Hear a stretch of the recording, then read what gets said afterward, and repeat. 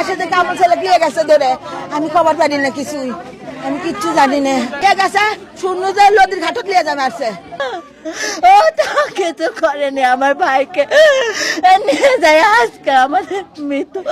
আমরা এখনো লাশ পর্যন্ত তার পাইনি, ৬-৭ ঘন্টা হচ্ছে আমরা এখনো লাশ পর্যন্ত আমার ভাইয়ের পাইনি। 2টার সময়, দুপুর 2টার সময় তাকে ঘর থেকে তুলে নিয়ে গেছে। এখানে আমার ভাই ওর পাও ধরে শুয়ে পড়ছে যে ভাই আমাকে মাফ করে দে ভাই, আমি পর্যন্ত করছি ভাই ছাড়ে দে ভাই। মমিতুল করছে, মমিতুল নামে যে ছেলে বলতিছে তোর ভাইয়ের কোনো একটা গায়ে টাচ দিবে না, কেউ দিবে না।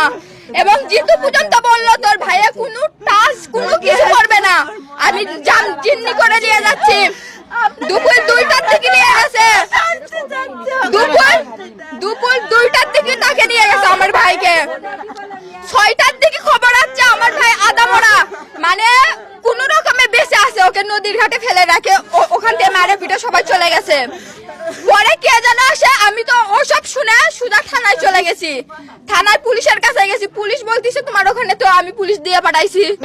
এইদিকে পুলিশও আমাকে বলতেছে না যে আমার ভাই আর নাই। আমি ওখানে বসে আছি, আমাকে বলতেছে তোমার ভাই জিএম মেডিকেলে ভর্তি। আমি বলতেছি ভাই আমাকে নিয়ে চলেন আমার ভাইয়ের কাছে। করছে না তুমি বাসায় যাও, তুমি বাসায় যাও, পরে যাও। আমি বলতেছি নিয়ে যাই চলেন, বলতেছে আমার ভাই কি বেঁচে আছে স্যার? বলতেছে হ্যাঁ তোমার ভাই সুস্থ আছে, মেডিকেলে ভর্তি করাইছি। আমি বাসায় এসে শুনি আমার ভাই আর নাই স্যার, কেউ ভয় পাই না। উনি আমার ভাইকে নিয়ে গেছে আর নাকি বলছে আমি একে মেরে ফেলে পুলিশের হাতে ধরা দিব।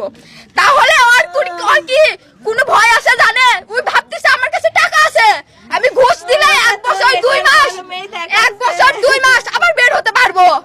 কিন্তু আমি চাই ওর কঠিন শাস্তি হোক, ও যত বিএমপি যত বলে নিতাই হোক, ওকে যেন ফাঁসি হয়, যেন পরবর্তীতে ওই ঘুষ দিয়ে আবার বের হতে না পারে।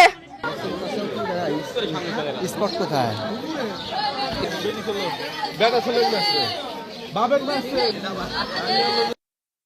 বয়স বেশি না স্যার, 13 বছর বয়স ওনার মেয়ে, আর ওই বুড়াই বয়স 50+ হবে।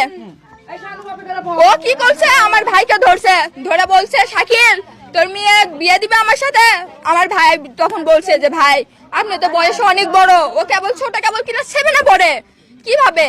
বলতিছে তোর মেয়ের যত লেখাপড়ার